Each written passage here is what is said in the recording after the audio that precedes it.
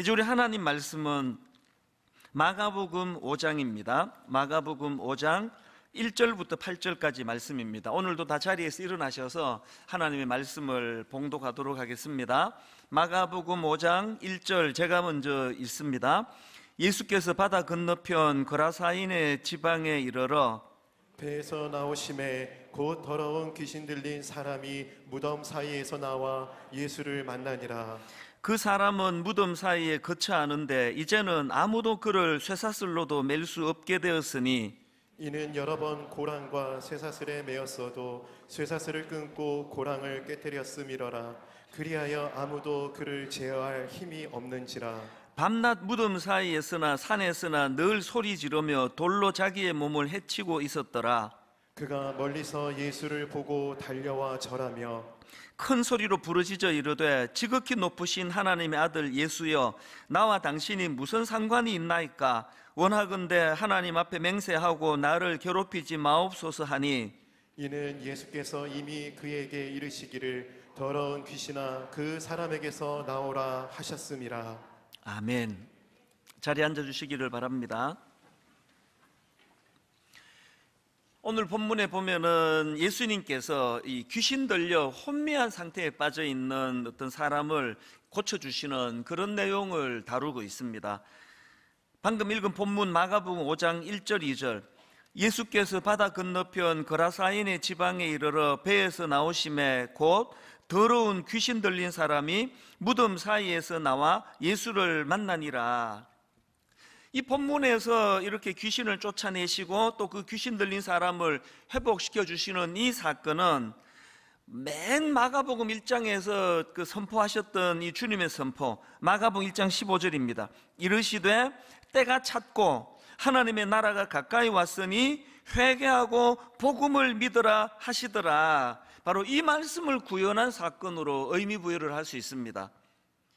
이 마가복음 1장 15절에서 때가 찼고 하나님의 나라가 가까이 왔으니 할 때 이 때가 찼고 이 부분을 그 총신대 신현우 교수님의 쓴 책을 보니까 이렇게 해석을 하는 걸 봤습니다. 여기 나오는 때가 찼고는 한 시대가 막을 내리고 이렇게 의미를 부여할 수 있다는 겁니다.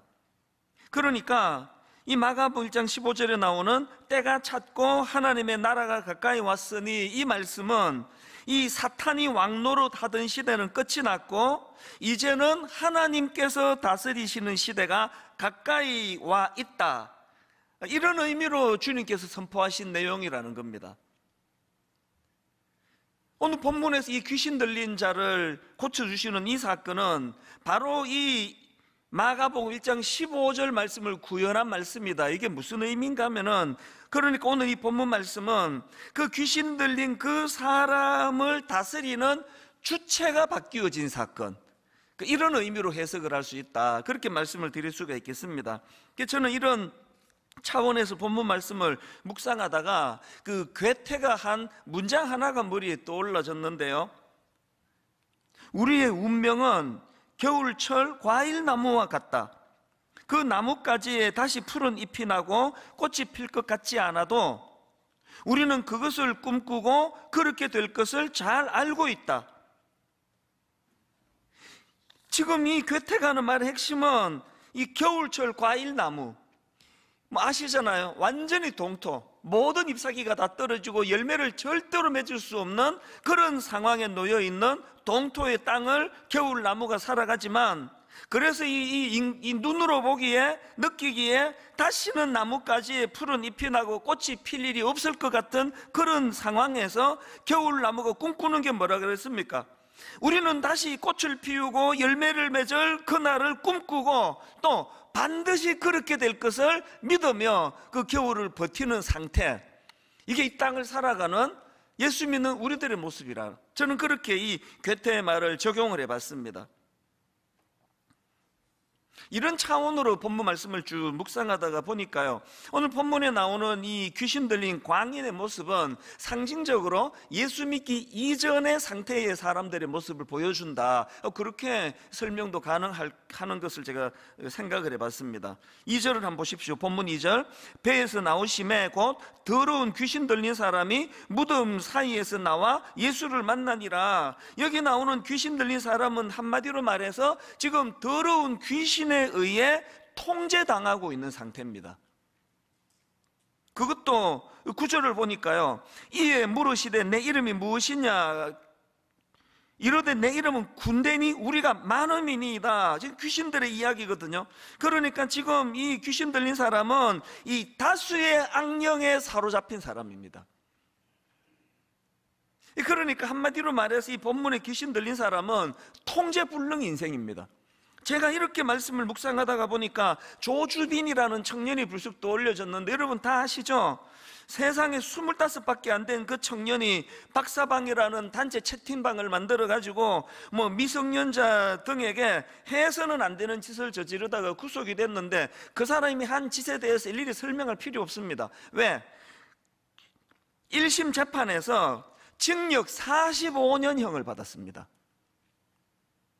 그런데 그 청년이 구속되면서 했던 말들 다 기억하시죠? 뭐라고 얘기했습니까? 멈출 수 없었던 악마의 삶을 멈춰 주셔서 정말 감사합니다. 지금 구속되는 그 사건을 어떻게 의미 부여한다고요? 자기 힘으로는 멈출 수 없었는데 이제 내가 붙잡히니까 강제로 이게 멈춰지게 되니까 오히려 감사한 일이라는 겁니다. 이 귀신 들린, 본문에 그 귀신 들린 사람이 통제불능의 상태라고 말씀드리지 않았습니까? 이 청년이 바로 그런 상태였기 때문에 제가 연결이 되니까 청년 생각이 나는 거 아니겠습니까? 그리고 또 이 설교를 제가 준비하다가 아인슈타인, 천재과학자 아인슈타인도 본문과 좀 연관이 있다, 그런 생각을 했는데요, 제가 어느 글을 읽다가 보니까 엄청 혼란스러웠습니다. 세상에 그런 천재과학자 아인슈타인이 해서는 안 되는 짓을 저질렀더라고요. 사촌 누나하고 불륜에 빠졌다는 내용이에요. 아니, 도저히 내게 믿겨지지가 않는데, 이렇게 어리석은 일을 할 사람이 아닌데, 그래서 막 검색도 해보고 막 그래 봤는데요, 그 글에서 부인할 수 없도록 아인슈타인의 글도 공개를 했습니다. 그 상대방인, 그 불륜의 상대방인 사촌 누나에게 보낸 편지인데요, 엄청 괴로움을 아인슈타인이 표현을 했습니다. 한번 내용을 들어보시겠습니까? 우리 두 사람은 불쌍한 악마들이야. 누나에게 내가 얼마나 미안한지, 얼마나 내가 당신에게 무언가가 되어주고 싶어 하는지 알지 못할 거야. 하지만 우리가 서로에 대한 애정에 굴복하면 혼란과 불행만 불러올 뿐이야. 뭐 IQ 160의 천재과학자답게 이렇게 하면 안 된다는 걸 너무 정확하게 알고 있는 거 아닙니까? 그래서 괴로운 거 아닙니까? 그런데 불행한 게 뭐냐 하면은, 다 알면서도 결국은 아인슈타인이 자기 아내를 버리고 그 사촌 누나와 재혼을 했다는 겁니다. 믿어지십니까? 조주빈이라는 그 청년하고 이 천재과학자 아인슈타인의 공통점이 뭡니까? 그렇게 똑똑한 그 아인슈타인이지만 자기 삶을 통제할 수 없다는 거. 이게 본문에 나오는 광인하고 비슷한 거 아닙니까? 똑똑하고 뭐 이런 거 아무 소용없습니다. 지금 이 세상 돌아가는 거를 보면은요, 딱 한마디로 말해서 군대 귀신이 들린 상태입니다. 최근에 미국의 뉴욕주에서 대마초를 합법화했다는 기사는 다 보셨죠? 이 기독교 국가라고 하는 미국이 이게 제정신입니까? 아니, 그러면 지금까지 대마초 때문에 감옥 가고 한 이 사람들은 누가 어떻게 보상해 줄 겁니까? 더 경악하는 거는요, 이게 지금 처음이 아니에요. 이번에 알게 됐는데요, 미국에서 지금 이게 15번째, 그러니까 이전에 벌써 대마초를 합법화한 주가 14개나 있었다는 거 아닙니까? 이제 뉴욕주에서는요, 이제 대마초 구매는 물론이고 뭐 집에서 대마초를 재배하는 일도 이게 합법화가 됐다는 거 아닙니까? 이런 내용을 전하는 기사 말미에 굉장히 제가 의미를 부여하는 그 부연 설명이 하나 있었습니다. 이렇게 설명하더라고요. 대마초 합법화로 뉴욕주는 매년 3억 5천만 달러의 추가 세수를 거두고 수만 개의 일자리가 창출될 것으로 예상된다. 이거 왜 뽑아봤을까요? 이게 돈 되는 일이기 때문에 허락했다는 뉘앙스가 담겨 있는 거 아닙니까? 이건 완전 군대 귀신이 들려 있는 상황입니다. 많은 미래학자들이 지금 말하고 있지 않습니까? 지금 유럽이나 미국이 가정 파괴가 시작된 거는 뭐 벌써 오래전의 일이고요. 앞으로 가정이라는 단어가 잊혀질지 모른다. 가정이라는 제도가 없어질지 모른대요. 이 군대 귀신한테 지금 사로잡힌 상태 아닙니까? 이런 세상을 살아가는 우리이기 때문에 너무너무 혼미하고, 예수 잘 믿는 부모일수록 자녀 교육이 어려워요. 신앙으로 잘 살아보기를 원하는 가정일수록 상상을 초월하는 고통이 그 자녀 교육 안에 일어나는 거 다 느끼고 계실 겁니다. 그렇기 때문에 제가 아까 괴테의 말이 늘 마음에 정정거립니다. 우리의 운명은 겨울철 과일나무와 같아요. 꽃도 지고 열매도 지고 비참하게 그냥 나무, 그냥 하나 덩그마니 서 있는 것 같은 이런 동토를 살아가는 이 시대이지만, 그러나 우리가 꿈꾸는 건 뭡니까? 여전히 이 나무까지 다시 푸른 잎이 나고 푸른 꽃이 필 것이라는 거, 우리는 그것을 꿈꾼다. 그리고 그것이 반드시 이루어질 것을 우리는 확신한다. 이 믿음을 갖고 사는 게 그리스도인이라는 겁니다. 이런 점에서 저는 종교개혁자 마틴 루터가 한 말이 참 중요합니다. 당신의 마음이 붙들려 있는 것이, 그게 바로 당신의 신이다. 교회 다닌다고 다 크리스찬 아닙니다. 크리스찬일 확률은 많지만 교회에 출석하고 이력서에 기독교라고 쓴다고 크리스찬이 아니고요, 하나님의 다스림의 영역 안에 있는 그 사람이 크리스찬이에요. 목사라고 다 크리스찬인 것 같습니까? 천만의 말씀이에요. 목사 장로가 중요한 게 아니고, 나는 지금 누구의 다스림 안에 있는가, 지금 이 귀신의 다스림을 받고 있는 그런 상태라면 그건 크리스찬이라 하기가 어렵습니다. 그래서 우리는 늘 자기를 점검해야 돼요. 나는 지금 누구의 다스림을 받고 있는가? 물론 이 죄악이 관영한 이 땅을 살다 보니까 뭐 하나님 나라가 이루어진 것처럼 그렇게 순종하며 살기는 어렵다 할지라도 늘 우리는 그분의 다스림을 목말라 해야 그게 정상 아닙니까? 그래서 제가 오늘 이 본문에 나오는 귀신 들린 이 광인의 상태를 살펴보면서 우리가 한번, 나는 정말 건강한 크리스찬인가? 이거를 점검하는 몇 가지 잣대로 이거를 사용하려고 하는데, 여러분 스스로를 한번 점검해 보시기 바랍니다.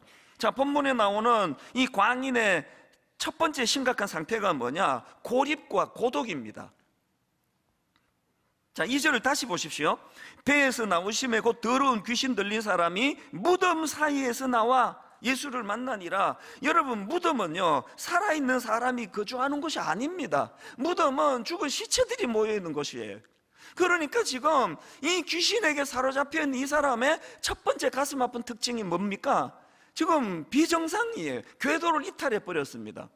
그리고 죽은 시체를 모아둔 무덤가에 거주하고 있다는 이 말은 한마디로 말해서 고립이에요. 그 고독입니다. 그 제가 국어사전을 찾아봤습니다. 이 고립, 그랬더니 이렇게 설명합니다. 다른 사람과 어울리어 사귀지 아니하거나 도움을 받지 못하여 외톨이로 됨, 이게 고립이고요. 또 고독도 제가 국어사전을 찾아보니까 세상에 홀로 떨어져 있는 듯이 매우 외롭고 쓸쓸함, 이 고립과 고독이 딱 지금 이 군대 귀신 다수의 악령에 사로잡혀 있는 사람의 상태 아닙니까? 저는 우리 시대가 정말 아이러니한 시대라 생각해요. 세상에 여러분, 하나님이 천지를 창조하신 이후로 오늘 우리 시대만큼 극단적인 이기적인 시대를 봤습니까? 막 자기 자신을 막 극단적으로 위하는 시대, 막 조금만 손해를 보면 막 견딜 수 없는 분노로 들끓는 게 오늘 우리 시대 사람들인데요. 진짜 모순된 게 뭐냐, 아이러니가 뭐냐 하면은 오늘 이렇게 자기를 위하는 시대인데도 불구하고 오늘 우리 시대가 이 고독의 문제, 이 고립의 문제를 벗어날 수가 없는 거 아닙니까? 그 SNS, 뭐 카톡, 막 이 소통의 뭐 놀라운 시대예요. 어제도 제가 아내하고 그런 이야기를 나눴는데요. 이제 그 우리가 연애할 때는 막 그냥 막 밤새도록 썼다가 지우고 막 이만큼 막 쓰레기가 나올 정도로 정성껏 편지를 써가지고 그 우표 붙여가지고 보내면요, 상대방이 그거 읽고 답 올 때까지 최소한 일주일이에요. 일주일 내내 기다리는 기쁨이 있었잖아요. 이거를 지금 받았을까? 읽었을까? 답을 줄까? 이렇게 일주일 불편한 시간을 보냈는데 지금은요, 뭐 그냥 카톡 1초 만에 가요. 딱! 그러면 10초 있으면 답이 와요. 왜? 막 소통이 막 전 세계 사람하고 소통이 되는 이런 시대인데, 너무나 놀라운 것은요, 오늘 우리 시대만큼 외로움이 많고 고독이 많은 시대가 없었다는 거 아닙니까? 제가 그 주말 드라마 보다가 뭐 또 재미없어가지고 안 보다가 뭐 이러는 드라마가 있는데요. 그 드라마가 왜 재미가 없냐니까 이게 너무 개연성이 없습니다. 그래서 이게 지금 그 주인공 변호사가 이제 인근의 식당 주인하고 바람을 펴요. 그래서 이제 들켜요 또. 뭐 바람은 하여튼 뭐 반드시 들키니까요. 그래가지고 이제 그 부인이 막 너무 막 그냥 막 분노해가지고 막 남편을 추궁합니다. 아니 당신 같은 사람이 뭐가 모자라가지고 그 아줌마 어디가 좋아가지고 그 바람을 폈냐고 막 추궁을 하니까 이 변호사가 어이없는 답을 해요. 밥 때문에.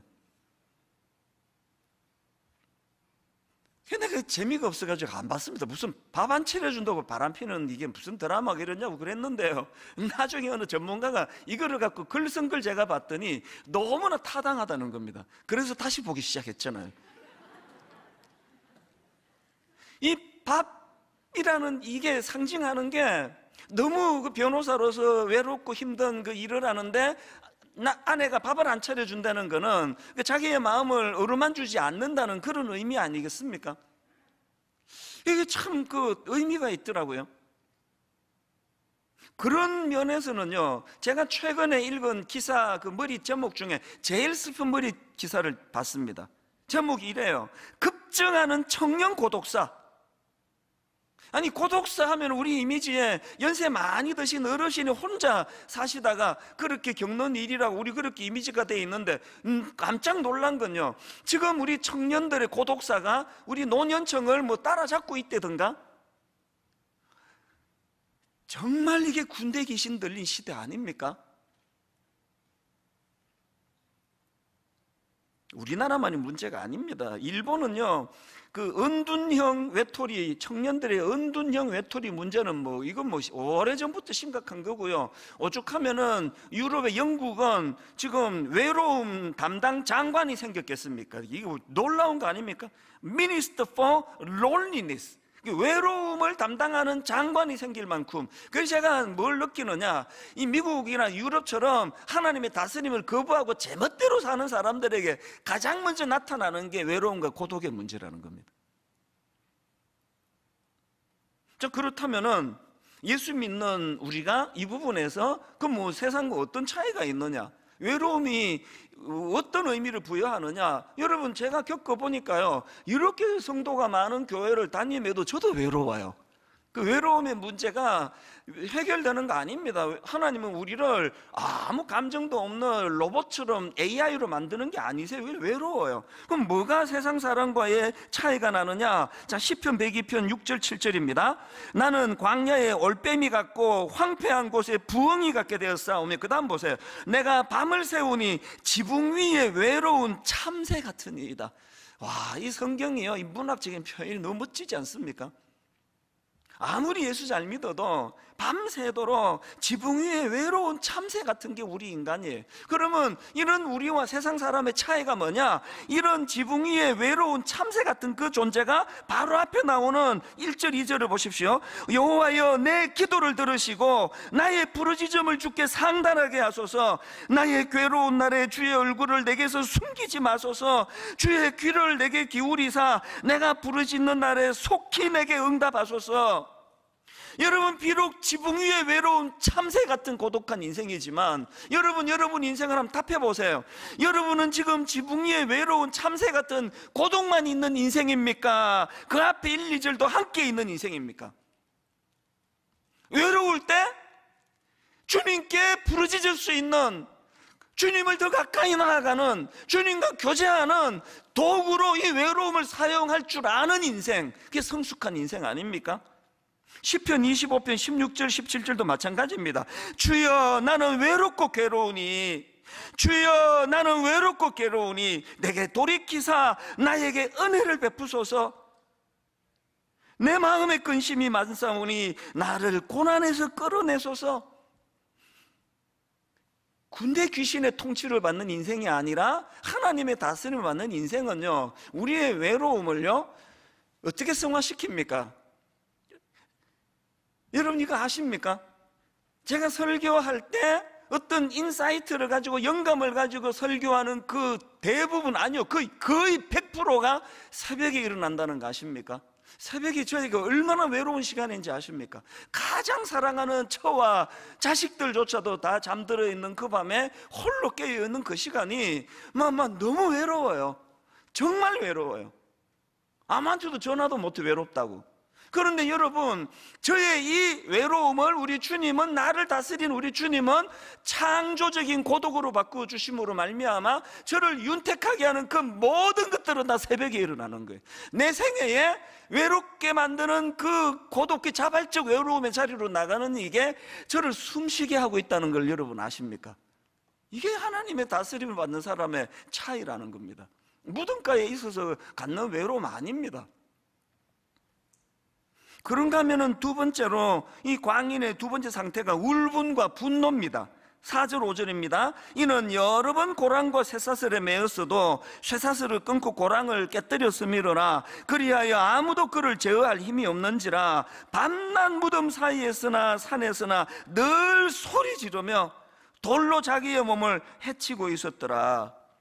최근에 저는요, 서울대 보건대학원 연구팀이 발표했던 2021년도, 올해 아닙니까? 2021년도 한국사회 울분조사 결과 그 자료를 보고 제가 경악했습니다.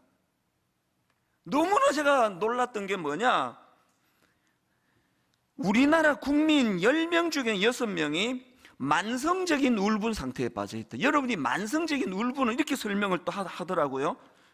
울분이 지속되고 있거나 전문가 도움이 필요할 정도로 심한 울분 상태, 이게 만성적인 울분 상태라는데, 지금 우리나라 국민 10명 중에 6명이 만성적인 울분 상태라고 한다면 이게 지금 어떻게 되는 겁니까? 그리고 이게 맞나 틀리나 가늠할 필요가 없잖아요. 지금 신문 한 장만 펼쳐보면은 예전에는 꿈도 꾸지 못하던, 상상도 못하던 흉측한 범죄들이 지금 계속 일어나고 있는 거 아닙니까? 교회도 마찬가지입니다. 여러분, 지금 교회가 영적으로 침체기다, 교회가 지금 영적으로 지금 문제가 많다, 뭘 보면 압니까? 교회 안에 울분이 너무 많아요. 목회자는 성도들을 향해, 성도들은 목회자를 향해, 담임 목사는 부교역자를 향해, 부교역자는 담임 목사를 향해, 장로님들은 목사들을 향해, 목사들은 장로를 향해 울분이 엄청 많이 나오는 것들을 끊임없이 그 괴로움으로 저에게 메일로 기도 부탁을 하고 상담을 요청하는 목회자들이 얼마나 많은지 아십니까? 아니, 어떻게 주님이 다스리는 그 교회가 이렇게 울분과 분노와 상처를 양산하는 것이 어떻게 정상입니까? 어느 영화 대사라고 하는데요, 절대로 적을 미워하지 마라, 판단력이 흐려지니까. 제가 이 글을 접하면서요, 저의 목회 19년은 딱 이걸 추구했던 거구나. 절대로 적을 미워하지 마라. 판단력이 흐려지니까. 뭐 여러분 다 아시지만 저를 무슨 진보니 무슨 보수니 뭐 저를 막 정치에 찌들은 어떤 사람으로 막 저를 친동성애자로 막 가짜 뉴스 만들어서 조회수가 막 30만 40만씩 이렇게 됩니다. 그리고 내가 더 기가 막히는 거는 이단성이 있는 교회가 그런 거 만들어 돌리면 예수 잘 믿는 사람이 그걸 다 믿는 거예요. 제 모든 설교가 지금 유튜브에 다 올라가 있는데 한 5편만 골라서 들어보세요. 내가 정치 얘기를 꺼내는가? 선거철에 여기 수많은 대통령 그 후보, 뭐 국회의원 후보 단 한 번도 소개한 적이 없고요. 근데 그걸 믿는 거예요. 대놓고 이제 뭐 분당 우리 교회 뭐 좌파 교회라 그래요. 뭐 왼손 제비들은 뭐였나? 마음의 분노를 유발시키는 엄청난 많은 이런 분노를 일으키는 경우들을 제가 19년을 지금 살아가고 있지만 알고 봤더니 이 한마디더라고요. 절대로 적을 미워하지 마라. 판단력이 흐려지니까. 여러분 마음에 울분이 일어날 때마다 이거는 귀신이 다스리는 영역에서 일어나는 일이야. 제가요 막 치아가 별로 안 좋아요. 막 이를 악물면서 그것을 견뎌내는 이유는 딱 하나 있습니다. 사탄이 원하는 건 내가 그들에게 분노하는 거거든요. 내가 울분을 가지는 거거든요. 그래 뿌리면 그 지는 거 아닙니까? 그래 뿌리면 우리 성도만 손해보는 거 아닙니까? 울분에 찬 목사 설교를 듣기를 원하세요? 그래서 새벽마다 제가 투쟁하는 거예요. 하나님 앞에 제가 새벽마다 눈물로 부르짖는 거예요. 그들을 용서해달라는 기도가 나오지 않고 저를 불쌍히 여겨달라고, 거기에 놀아나지 않게 해달라고. 왜? 절대로 적을 미워하지 마라. 판단력이 흐려지니까. 목회가 판단력 흐려져 버리면 끝장나는 거거든요. 그렇기 때문에 저와 여러분 모두가 울분이 일어날 때마다 오늘 본문 19절을 읽으셔야 된다 생각합니다. 허락하지 아니하시고 그에게 이르시되 집으로 돌아가 주께서 내게 어떻게 큰 일을 행하사, 그 다음 보세요. 너를 불쌍히 여기신 것을 내 가족에게 알리라. 선교가요 아프리카에 가서도 중동에 가서도 동남아에 가서도 가능하지만 내 집안에서도 가능한 게 선교입니다. 어떤 십자가 은혜로 내가 하나님의 긍휼을 입었던가. 제 결혼 생활 30년에 내린 결론이 딱 하나예요. 가정을 유지하는 건 사랑이 아닙니다. 오해하지 마세요, 젊은 사람들. 가정을 유지하는 건 긍휼이에요. 그리고 그 긍휼의 울타리 안에서 사랑이 자라고 있는 거거든요.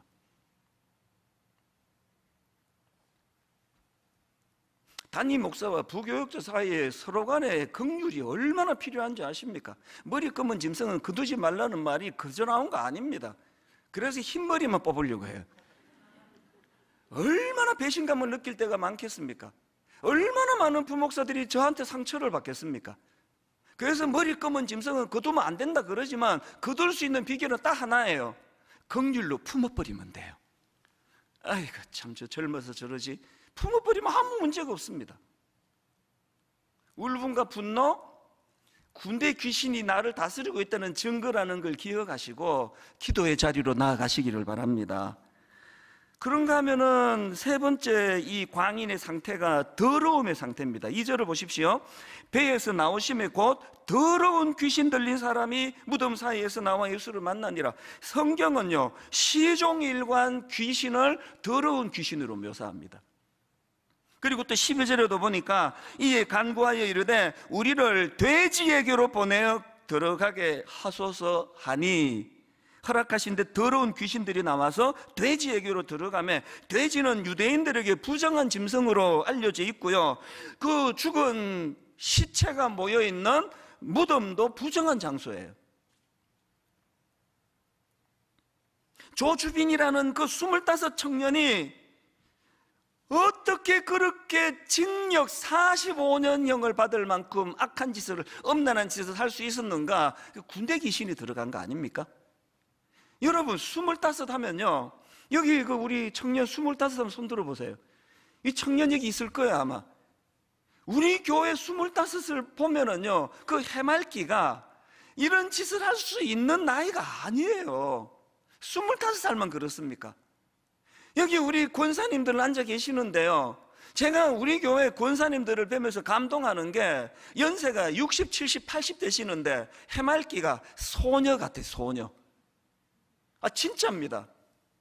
최근에도 제가 70대 할머니 권사님하고 상담을 하는데 저한테 얼마나 수줍음을 많이 타시는지 여고생 앉혀놓은 것 같아요. 여러분, 주님이 다스리는 그 사람의 특징은요, 울분과 분노가 아니에요. 해맑음이에요. 저 61살인데 저 해맑지 않습니까? 동안이라는 소리를 옛날에 많이 들었는데 요새는 안 하는 거 보니까 제가 좀 문제가 좀 생긴 것 같습니다. 근데 여러분, 여기서 중요한 건 7절입니다. 큰 소리로 부르짖어 이르되 지극히 높으신 하나님의 아들 예수여, 나와 당신이 무슨 상관이 있나이까? 잘 들으세요. 귀신은 더러운 존재인데요, 귀신이 더러울 수밖에 없는 거는 하나님이, 주님이 나와 무슨 상관입니까?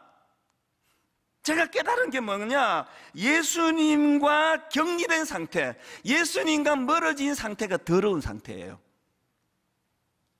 그래서 여러분, 그 사춘기들을 기르시는 엄마 아빠 이렇게 이해하시면 안 됩니다. 그 나이의 특징이 방 어질리는 거 아닙니까? 방에 들어가 보고 어떻게 방을 이렇게 더럽게 놓고 사냐, 이 귀신 나오겠다, 그 틀린 말입니다. 귀신은요, 방 치우지 않아가지고 지저분한 그곳에 나타나는 게 아니라 예수님 가까이의 영역을 벗어나 더러운 세상을 배회하는 그 사람에게 나타나는 겁니다. 방 안 치운다고 귀신 나타나지 않습니다. 그러므로 우리는 이 더러운 세상을 기웃기웃거리는 거는요, 그거는 원수 마귀를 초청하는 짓이에요. 다 나한테 와라. 항상 주님의 다스림의 영역 안에 있어야 되는 이유가, 그리고 우리가 우리의 거룩함을 어떻게 증명해야 되느냐, 요한 1서 3장 3절입니다. 주를 향하여 이 소망을 가진 자마다 그의 깨끗하심과 같이 자기를 깨끗하게 하느니라. 우리가 가진 이 기대하는, 꿈꾸는 게 이거 아닙니까? 여러분, 음란이 폭포수처럼 쏟아지는 이 시대를 살아가고 있는 우리인데, 여러분, 이 더럽고 부정한 것들이 폭우처럼 쏟아지는 이 시대에 날마다 주님 앞에 우리가 소원해야 되는 거 이거 아닙니까?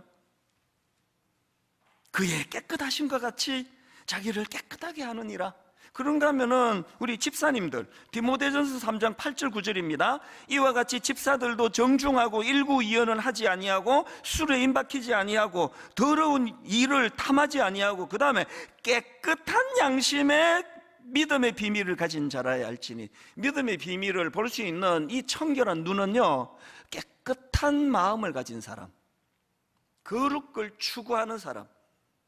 또 디모데전서 1장 14절부터도 마찬가지입니다. 너희가 순종하는 자식처럼 전에 알지 못할 때에 따르던 너희의 사욕을 본받지 말고 오직 너희를 부르신 거룩한 이처럼 너희도 모든 행실에 거룩한 자가 되라. 기록되었으되 내가 거룩하니 너희도 거룩할지어다 하셨느니라. 우리 하나님 아버지의 속성은 거룩이고요, 이 원수 마귀의 속성은 더러운 거예요.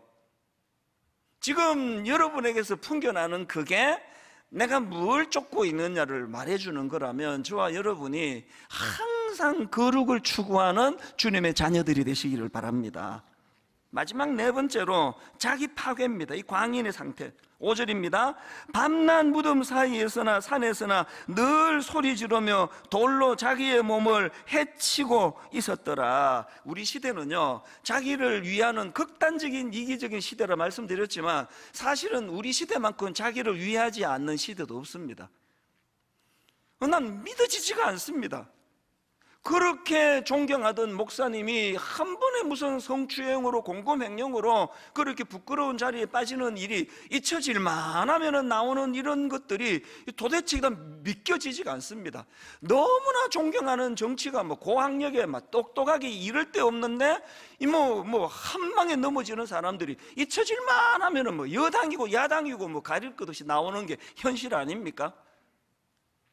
아니 설교를 너무너무 잘해서 어떻게 저렇게 영안이 밝아 설교를 저렇게 잘 분석하나 그랬더니 세상에 중학교 1학년만 돼도 아는, 저런 짓 하면은 반드시 망한다는 그 짓을 하는 것을 보면은 이게 설교 잘한다고 영안이 밝은 목사가 아니라는 거 아닙니까? 오늘 여러분, 우리를 좀 위해 주세요. 우리 아이들이 항상 하는 얘기예요. 니는 니를 좀 위해라. 니는 네가 니를 안 위하는데 누가 위해 주니? 오늘 여러분이 군대 귀신이 다스리는 것 같던 이 악한 세상에서 청년들이 막 자기를 엄청 위한다고 하는 게 자기 인생을 파멸로 이끄는 이런 가슴 아픈 일들이 얼마나 많이 일어납니까? 이렇게 다수의 악령이 미쳐 날뛰는 이런 시대이기 때문에요, 자꾸 이런 놀랄 일들이 생기니까 저를 아끼는 분들이 뭐 만나면 그 얘기예요. 목사님은 변하지 마세요. 목사님마저 변하면 우리 설 땅이 없습니다. 저한테 그런 얘기 하지 마시고요, 진짜 걱정되면 기도하세요. 저를 위해서.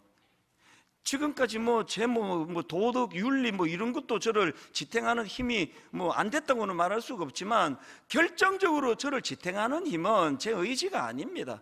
주의 그늘 아래에 있기 때문이거든요. 그럼 여러분들이 저 위에 진짜 기도하셔야 됩니다.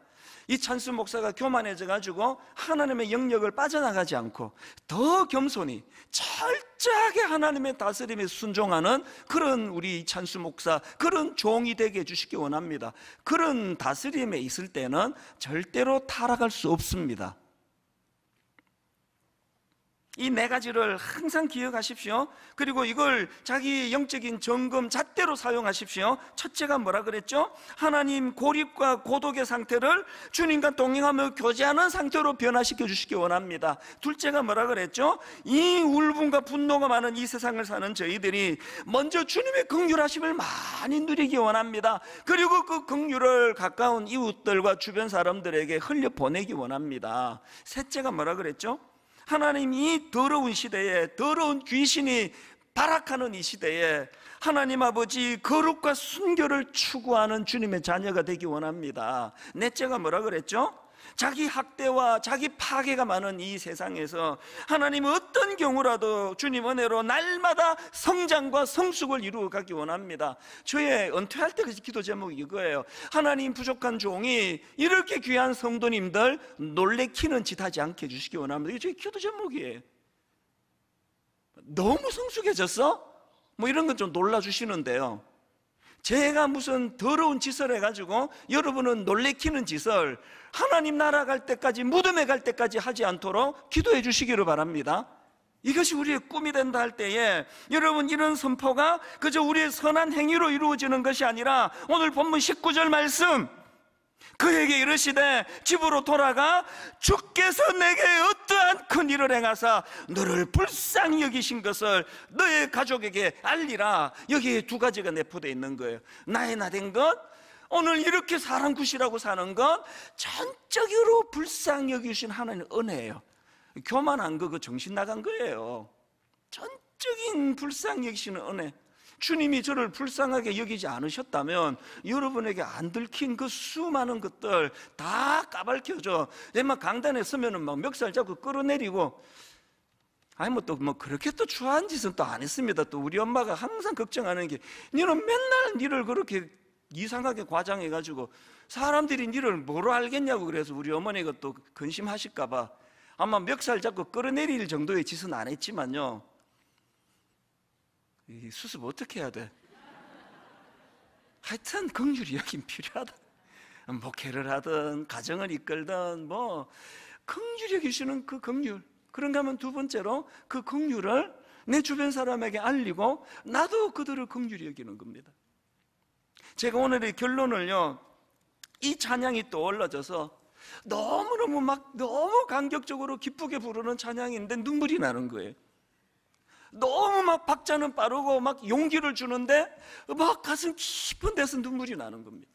이 찬양이 사막에 샘이 넘쳐 흐르리라, 사막에 꽃이 피어 향내 내리라, 주님이 다스리는 그 나라가 되면은 사막이 꽃동산 되리, 사자들이 어린 양과 뛰놀고 어린이들 함께 뒹구는 2절에 보니까 독사굴에 어린이가 손 넣고 장난쳐도 물지 않는 참사랑과 기쁨의 그 나라가 이제 속히 오리라. 자꾸 눈물이 나는 거예요.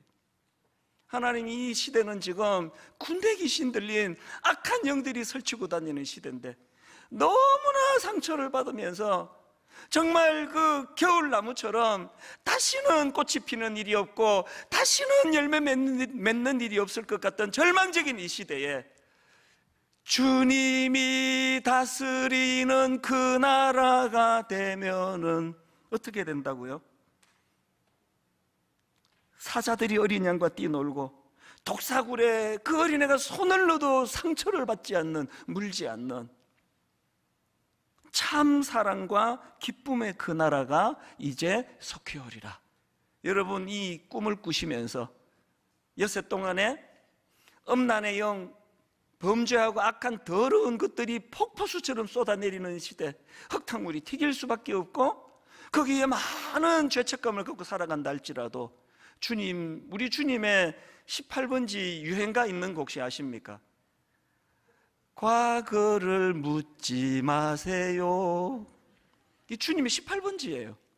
과거를 묻지 아니하시고 주님 앞으로 나오기만 하면, 그래서 예배는요 영적으로 세탁하는 시간입니다. 더럽혀진 우리 의복을 깨끗하게 십자가 보혈로, 그래서 다시 한번 어떤 경우도 자기를 더럽다 생각하시면 안 됩니다. 어떤 경우도 나는 아버지 주님의 다스림 받는 거룩과 순결한 주님의 깨끗한 자녀인 줄로 믿습니다. 이 소망을 가지고 우리 찬양 참 너무 기쁘게, 그러면서도 그 의미로 가슴이 뜨거워지는 시간을 갖기 원하는데요, 사막에 샘이 넘쳐 흐르리라, 사막에 숲이 우거지리라, 사막에 꽃이 피어 향내 내리라, 사막에 예쁜 새들 노래하리라. 주님이 다스리는 그 나라를 꿈꾸면서 이번 한 주간도 달려가기 원합니다. 가사를 생각하면 우리 같이 찬양하시겠습니다. 사막에 샘이 넘쳐 흐르리라, 사막에 꽃이 피어 향내 내리라, 주님이 다스리는 그 나라가 되면은 사막이 꽃동산 되리, 사자들이 어린 양과 뛰놀고 어린이들 함께 뒹구는 우리가 꿈꾸는 참 사랑과 기쁨의 그 나라가 이제 속히 오리라. 사막에 숲이 우거지리라, 사막에 예쁜 새들 노래하리라.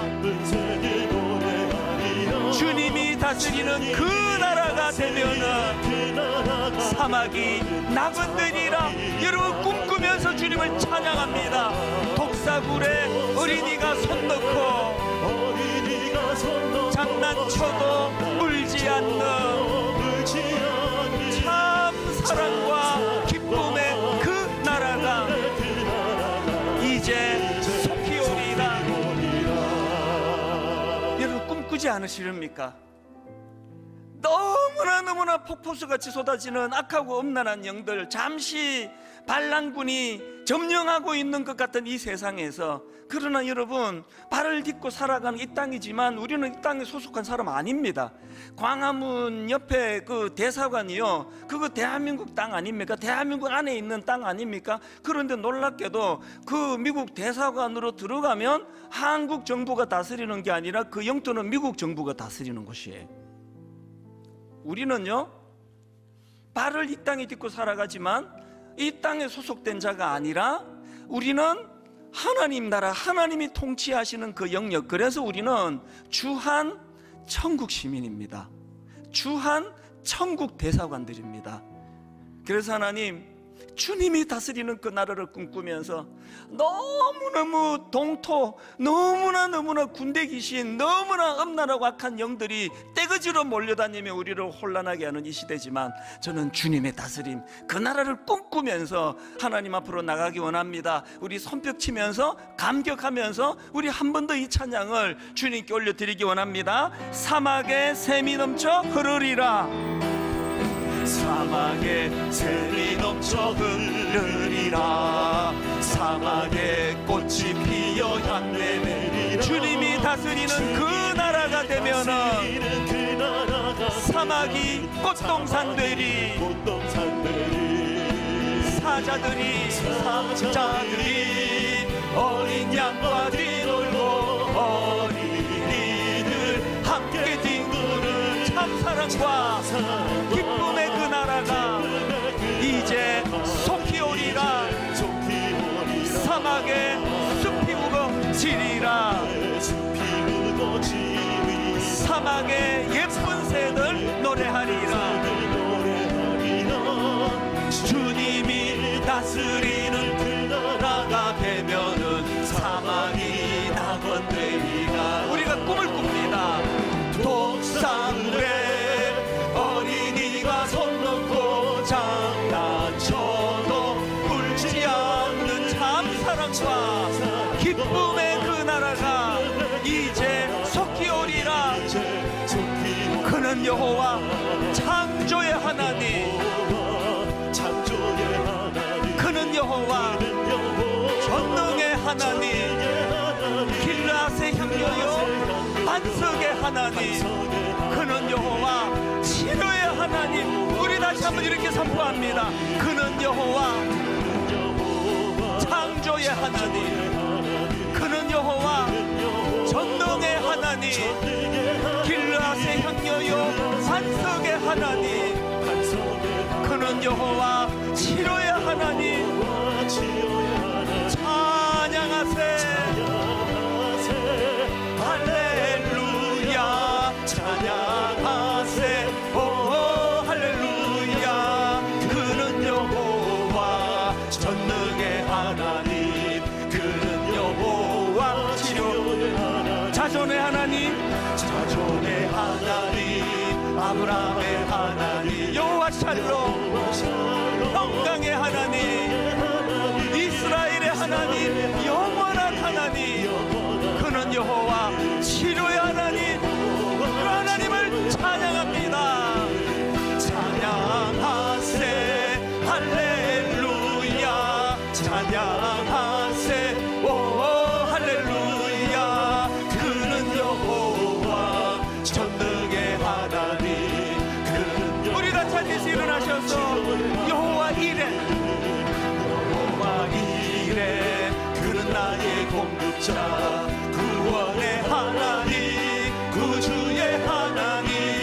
아들을 보내어 그를 증거하셨네.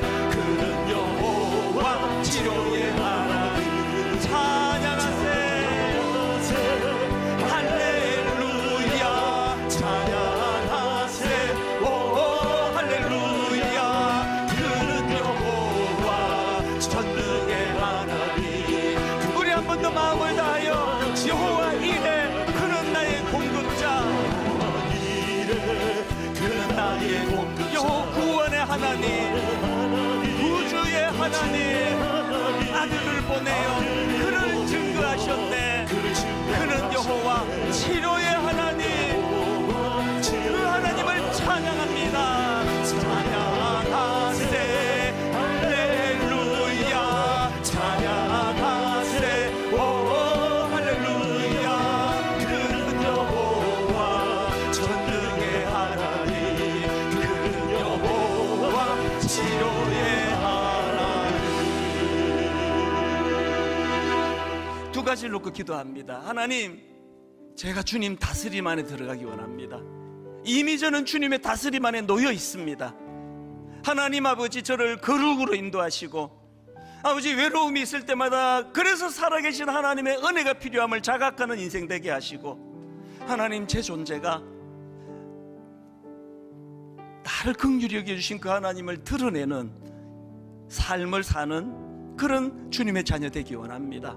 두 번째, 분당 우리 교회와 이 땅의 교회들을 위해 기도해 주시기 원합니다. 아버지 하나님, 교회는 주님이 다스리는 공동체이기 때문에 울분이 사라지게 하시고 분노가 생기지 않도록 도와주시고 그런 일을 만드는 사람도 없고 그런 것에 놀아나는 사람도 없기를 원하고 그저 교회는 동토와 같은 이 땅에서 꿈을 꾸는 공동체 되기 원합니다.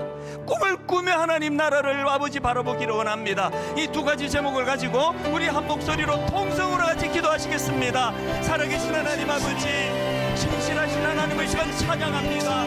하나님 아버지 군대 계신 들린 그 불쌍한 인생을 하나님 아버지 살아계신 주님 그를 만나주시고 살아계신 주님 그를 치료해 주시는 그 주님 감사합니다. 하나님 아버지 우리 내면에 하나님 그 악한 범죄나 수많은 아버지 하나님 군대 계신 악한 영들이 우리를 함부로 건들지 못하도록 철저하게 하나님의 자신이 안에 있기를 원합니다. 철저하게 하나님의 통치 아래 놓여 있기를 원합니다. 아버지 거룩하기 원합니다. 종이 간단해서 말씀을 전하는 이 순간뿐만 아니라 아무도 보는 사람이 없는 그 어떤 장소 어떤 자리 그 어떤 상황에서도 하나님 거룩을 놓치지 않기를 원합니다. 하나님 괴로움이 저의 고독이 주님을 찾아 부르짖는 도구가 되게 하여 주시옵소서. 살아계신 하나님 인간의 교회락을 주관하신 그 하나님께서 우리 내면을 받아주시므로 말미암아 내 감정이 사단의 노력의 거리가 아니라 주님을 온전히 찬양하는 제거가 되게 하여 주시옵소서. 하나님 아버지 하나님 나라를 꿈꾸는 하나님의 다스림을 아버지 사모하는 주인에게 하여 주시옵소서. 존귀하신 하나님 아버지 온전히 하나님의 다스리심을 처음에 바라보기를 원하오니 하나님 은혜의 자리로 인도하여 주시기를 원합니다. 하나님